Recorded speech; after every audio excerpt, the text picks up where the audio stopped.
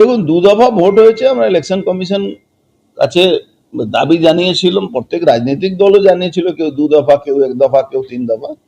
Election commission সমস্ত তার security system সব বুঝে দু দফা ঘোষণা করেছে। আমরা স্বাগত জানাচ্ছি।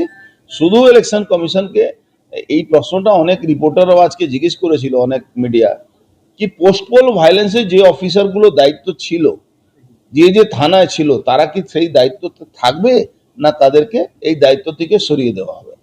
দ্বিতীয়, যে আইপিএস অফিসাররা লাস্ট ইলেকশনে তাদেরকে ইলেকশন কমিশন সরিয়ে দিয়েছিল, এই ইলেকশনেও তাকে সরাবে কি সরাবে না? 25 জন আইপিএস আইএস অফিসারকে বাংলা থেকে বাইরে পাঠিয়ে দেওয়ার জন্য একটা নোটিফিকেশন হয়েছিল, সেই অফিসারগুলো এখনো যায়নি বহু জায়গা। তাহলে সেই অফিসারগুলো যাবে কি যাবে না, এটা একটা বড় ভাইটাল প্রশ্ন আছে। তাতেই ইলেকশন কমিশনে মতিগতি বোঝা যাবে কি ইলেকশন কমিশন কি চাইছেন।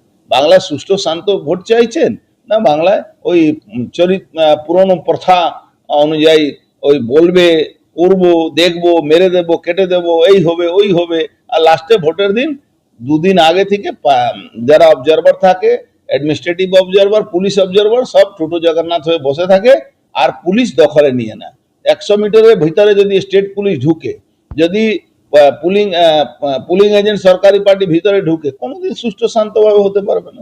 ওয়েবকাস্টিং কে চালায়?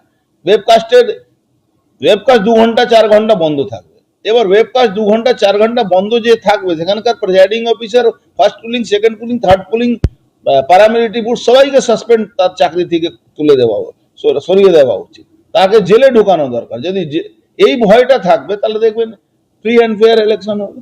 মুখে বললে free and fair Bangla vote হয় না। বারবারই দাবি হচ্ছে কেন্দ্রীয় নিরাপত্তা দিয়ে ভোট, কিন্তু দেখা যাচ্ছে লুটপাটের সময় পুলিশ, লোকাল থানার পুলিশ এবং সমস্ত পুলিশের অ্যাড্রেসেই কেন্দ্রীয় নিরাপত্তা চলছে। কেন্দ্রীয় নিরাপত্তাকে ফ্রি হ্যান্ড যদি দেয় ইলেকশন কমিশন, তাদেরকে ডান্ডা চালানো অধিকার দেয়, তাহলে কিন্তু ফ্রি অ্যান্ড ফেয়ার হবে। তাদের মধ্যে ভয় দেখানো বহু প্যারামিলিটারি লোকেরা আছে, তারা পয়সা থেকে বিক্রি হয়ে যায়, মদ মেছেলে এখানে তো সবই ব্যবস্থা তৃণমূল করে দেয়, তার জন্য ওরাও বিক্রি হয়ে যায়। এবার এই যে এর উপরে যে মনিটরিং, ওয়েবকাস্ট 100% বলছে ওয়েবকাস্ট হবে, 100% ওয়েবকাস্ট হবে। যদি যে ভুল ধরা পড়ে তার চাকরি বা জেল যাবে, এটা তো বলছে না, এটা তো বলা দরকার। এটা না বললে তো লাভ কি আছে? এটা বরাবরই শুনি 100% ওয়েবকাস্ট হবে, মাইক্রো অবজারভার থাকবে, অমুক থাকবে, তমুক থাকবে, বাট হয় কি?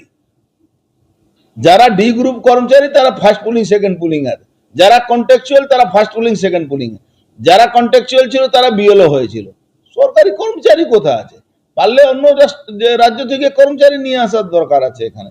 কিন্তু এরা যারা কন্ট্রাকচুয়াল, সিভিক ভলেন্টিয়ার বলছে, সিভিক ভলেন্টিয়ার ঢুকতে পারবে না, দেখবেন সব সিভিক ভলেন্টিয়ারই করছে। এখন খাকি ড্রেস, সাদা ড্রেস বানিয়ে ওদেরকে ঢুকিয়ে দেবে।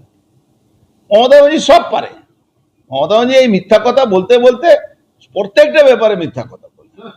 এর আগেও ব্যারাকপুর শিল্পাঞ্চল